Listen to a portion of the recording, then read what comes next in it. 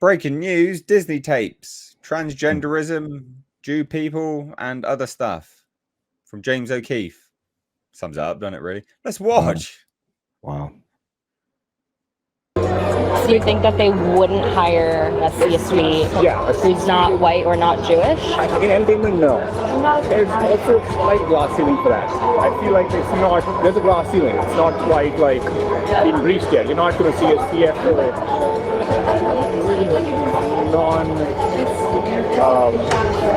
I guess, for lack of a word, non-white, non-Jewish.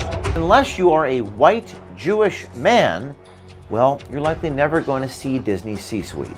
She was like Asian and Hispanic. Haitian, Hispanic mix. She just left Disney like a month ago. She left because she didn't really have. She's a woman. She didn't really have either of her bosses in her corner. Okay. And she quit saying that she just was like, I just not feeling right. So I feel. And that being said, that the department heads are two Jewish men. Not that I have anything against this man, I'm just saying that she, being of color, felt bad and she quit. Because she just said that I can't seem to like him. The very well qualified Haitian Hispanic woman who had rapidly worked her way up the Disney ladder left the company, acknowledging that she likely had no future there, oddly enough, because she wasn't white, Jewish, or man enough. So maybe there's this juxtaposition between corporations, especially in entertainment, that say, you know, we want diversity and all of these things, but then in reality, but it's a number. Like, you know, like I've done the reports for diversity inclusion. They make us do every year, saying, okay, like look at the shows, tell us the diverse cast, all crew members are in there. So the same number can't go up. I'm like, yes, it's gone up, but I feel like that's like a forced metric. Does every department have diversity spreadsheets? I'm seeing a pattern here.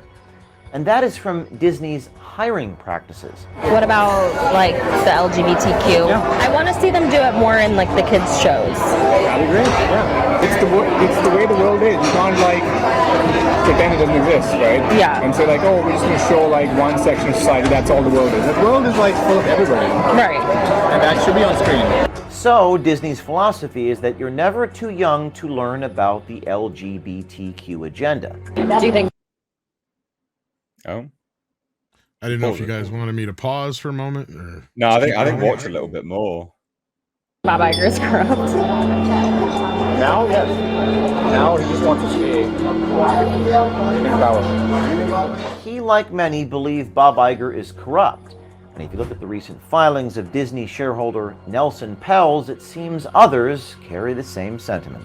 Last week on the Disney tapes, we met Mike Giordano, an attorney and senior vice president at the Walt Disney Company, who made it very clear that Disney promotes blatant discriminatory hiring practices. So much so that he actually expects lawsuits against Disney. It kind of feels like we're, you know, at some point there's going to be a lawsuit. That's kind of how it feels, just because of, you know. On this episode, our second installment of the Disney tapes, we're going to delve even further into Disney's systematic discriminatory hiring practices to see just how far they will go to pander in the name of diversity, not only in hiring, but even how they aggressively push race, gender, and LGBTQ programming at children, young children. And in an odd twist, one production executive claims that Disney CEO Bob Iger is corrupt, and that Disney's discriminatory DEI hiring will only get you so far up the Disney corporate ladder. But if you wanted to get a top job in Disney's C-suite, you better be a white Jewish man.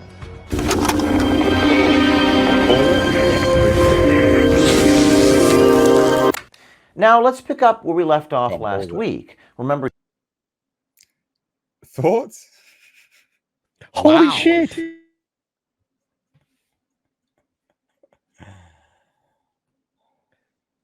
Look, I mean, we knew it was bad. We knew it was going to be bad. We knew that the other shoe was going to drop. Apparently, there's a third shoe. Like this, you know, somebody's got a third leg. But this particular shoe is harsh. And this is a whole other dude being, you know, fished in by probably a smoking hot chick again. Mm. And this guy's lunch is going to get eaten because he comes out of the entertainment side on the production finance side. He's been a director, production finance. He's got an MBA, came out of the USC Marshall School of Business. He does negotiations just like the other guy. I mean, he's with ABC Signature as his banner on LinkedIn, working at Walt Disney Television. So he does debt modeling, planning, distribution, marketing strategy. He's trying to move up through the motion picture industry. I mean, wow. Wow.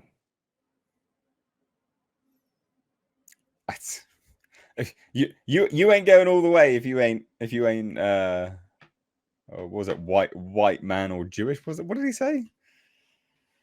Yeah, well, I think you said it right. I think it was both of those things. But here's the funny thing. He's another one of those guys that came over from the Fox deal.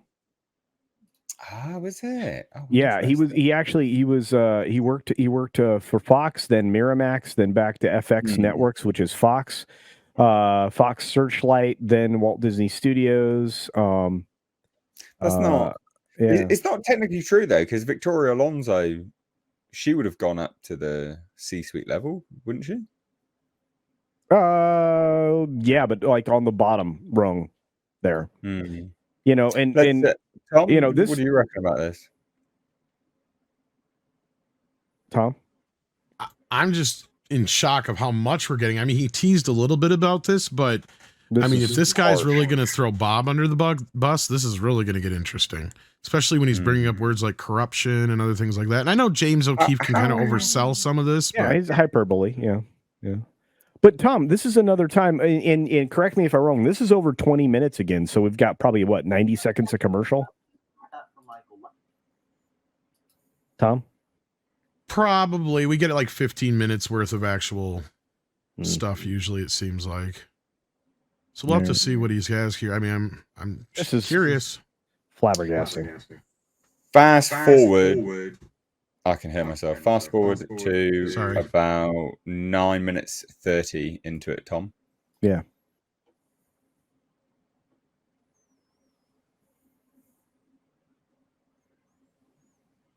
The lengths that Disney will go to push a woke, diverse agenda into kids' programming, young kids, and also hear firsthand why they would do such a thing.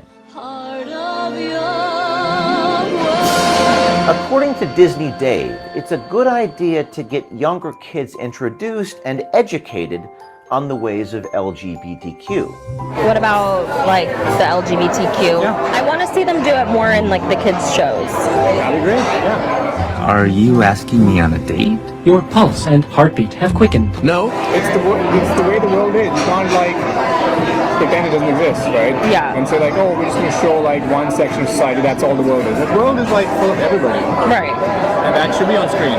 That's my little sib Blake and her girlfriend Ghibli. Following in Mom's wake. Oh, nonsense. I'm just an architect. It's important, I think, for me to see the LGBTQ stories and especially for kids so that they can understand all of that and introduce it to them just so that they're comfortable and all this stuff. Do you think that Disney makes that a priority? I think they are. Do you think it's authentic? Not quite. Netflix does it better. So, Disney's philosophy is that you're never too young to learn about the LGBTQ agenda. Apparently, even Dave thinks Disney has gone too far, pushing the DEI thing in their programming. He talks about in one recent failed show, Debt and Other Details, where Disney tried so hard to push the DEI window that it totally tanked the show. I feel like in our show, we insert diversity when it's not really organic to the story.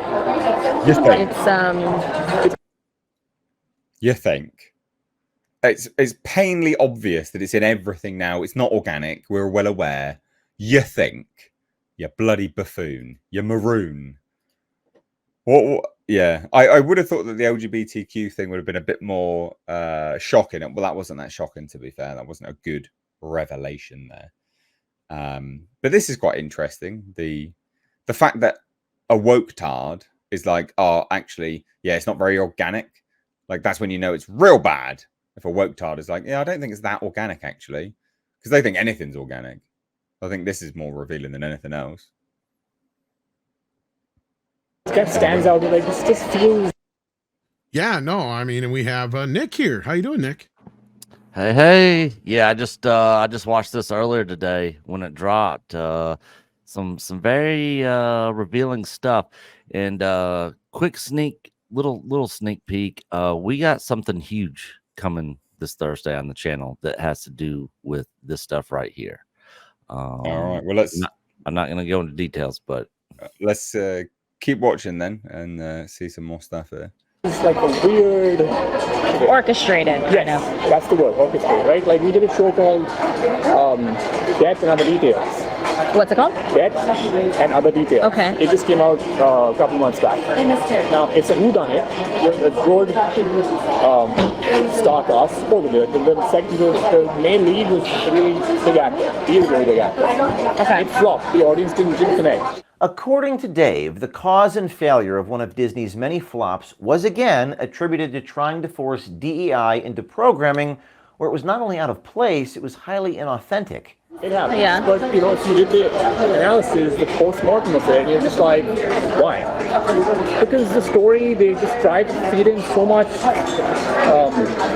diversity and they took away from what could be authentic. It just didn't feel authentic. The characters felt like, oh, they trying to hit a box. Like, there's one lesbian character there, there's one like African American, there's one Indian, there's one Chinese, there's one this. But it just felt like these people would never be together in that setting. You know what I'm saying? Wouldn't you have liked to be a fly on the wall in that meeting, just watching the guy with the DEI checklist? Chinese check.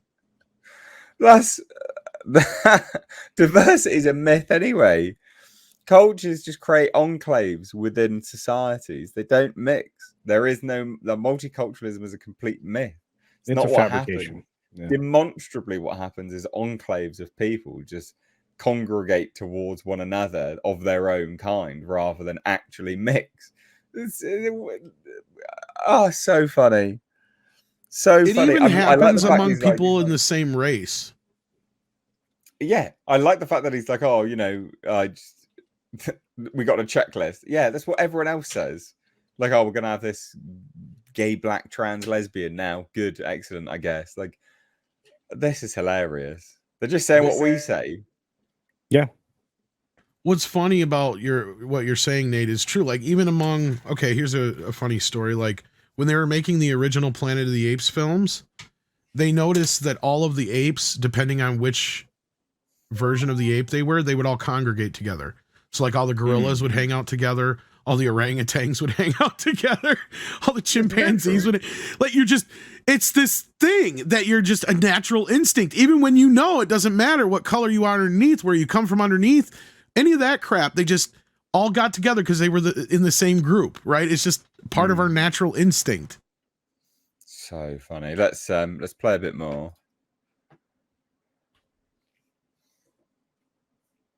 Tom. African American, check. Lesbian, check. Indian, check. It's just like it doesn't feel authentic. I'm like, that's the word you guys are missing. Authenticity. Like when you're doing a show, it's gotta feel real. It's gotta feel like, wow, this is like the way it is.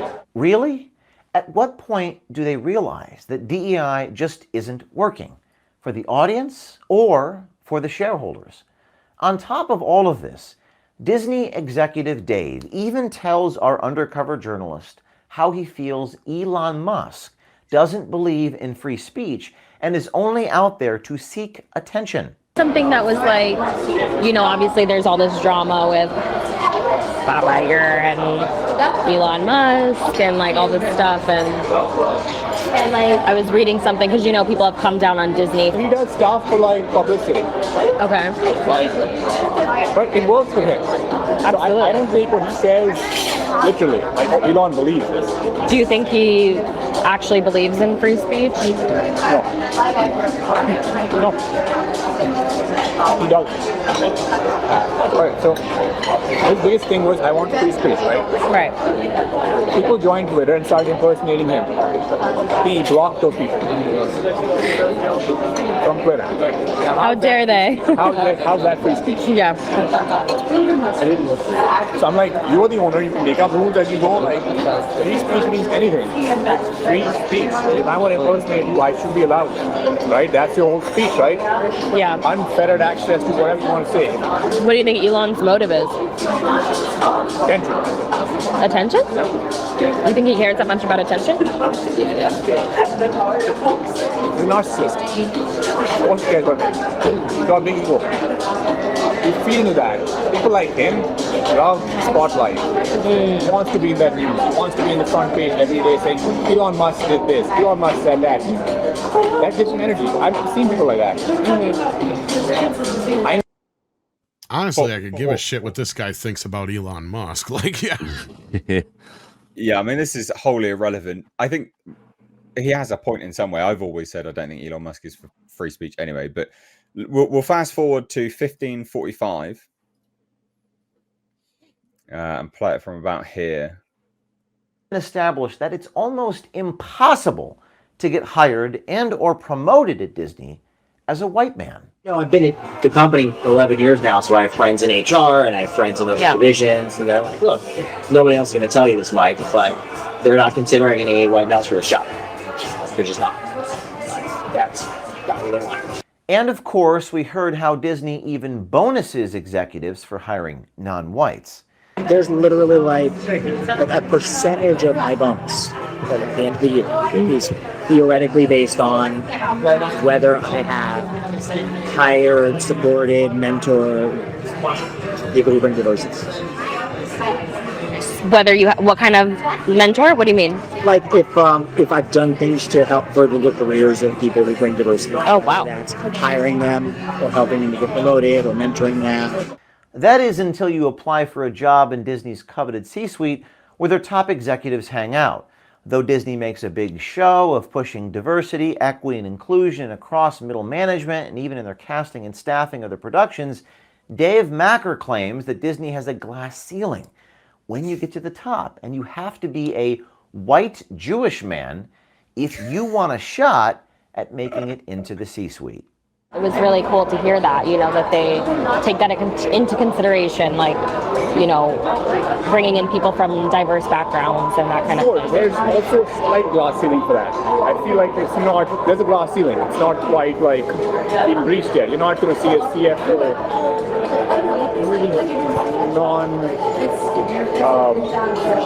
I guess, for lack of a word, non-white, non-Jewish.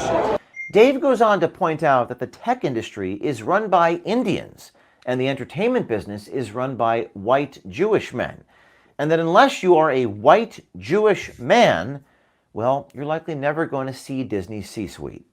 In tech, everybody's like brown. All the all the CEOs are like, all tech companies mostly Indian. You look at it now.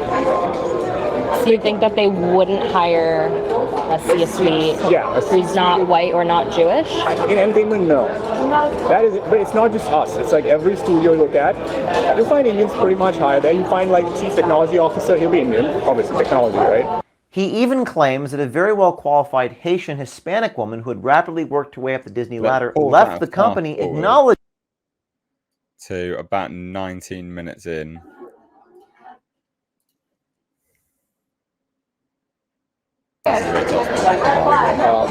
Not that any against this man. Just saying that team of color felt that and she quit.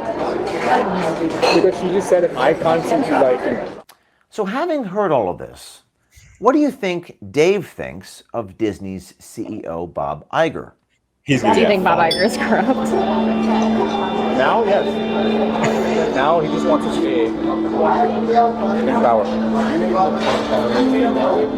He came with a 2-year promise. In 2 years, I'll turn the company around and I'll get you the CEO. He extended that to 2026.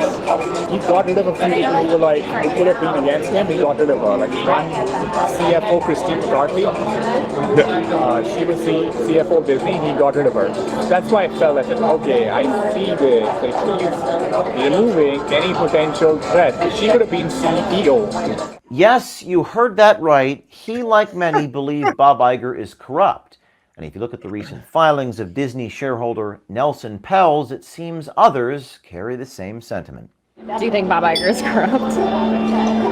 Now, yes. Why does Dave Mocker think that Bob Iger is corrupt? Is it because of his hiring practices, his insistence on pushing bizarre sexual and racial content on young kids, or how he uses his power and influence for political fundraising for far-left causes and leftist politicians? Who knows? One thing we know for sure, under Bob Iger's leadership, Disney, a once stellar and safe family brand. I mean, that guy, he's fired. He's got to be fired. Dude, if you're looking for a job in entertainment right now, it looks like Disney might be hiring a few people. Holy crap. Jesus. Oh. Yeah, but seriously, is anybody surprised by any of this? I mean, with them, I mean, I think everybody kind of knew this kind of crap was going on. They kind of made it a little obvious, but now we got people actually coming out and basically confirming it. So now we're not all conspiracy theorists anymore. Well, another thing is like on After Dark, we have Scribelight, who's a great YouTuber who pops on from time to time. And he does these things on the TED Talks, on the TEDx Talks. And he said, if you listen to any of those, you'll find out that this is nothing new in corporate America and Washington and other places. Like we've been saying for a while, right? Like it's almost like an open secret of sorts. And they brag about the things they do, even though they don't realize how illegal they are. Yep. So what this does is, like you said, a little bit more confirmation, Nick, of the stuff that we've been reporting. No longer can they call us, theorists. But once we get some more solid evidence out there, or people start bringing on some lawsuits, we know that there are people that are starting to come out. I mean, even people have reached out to O'Keefe through their private line or whatever it is, so that they can give their stories. So there's people that want to speak out. So yeah, these two guys got kind of honey-dicked into doing this. But the video they dropped yesterday, I think, was partially just to make people not feel so bad about Michael Giordano, or however you say his name, because we kind of got to see how much of a piece of shit he was. So lying to one chick to go see another one. Yeah, it was like an episode of Cheaters. It's like, whoa. Super funny. Again, this is not a surprise. Stuff we've said for a long time, but it is comical to have it all just come out now. The open secret is now much more open, which is people owe Mel Gibson a huge apology too, by the way. Not completely, but for some of the things he said when they called him, like he did say some of these things are true. Yeah. God damn. So funny. Mr. Darkinson, super chat $10 over on Streamlabs, says, so now we learn that Disney hires white men, but only if they're Jews, and opens them way into higher ups of the company. A company that extended gratitude for Mulan to a country that runs concentration camps. That sounds like a big scandal in the making. That is true. Yeah, that is very true, actually. God, so funny. So funny. Chaos is fun. For $3 says, I wish I could regress back to when I would watch the likes of A-Team, Airwolf, Mask, etc. and just be entertained and happy rather than finding out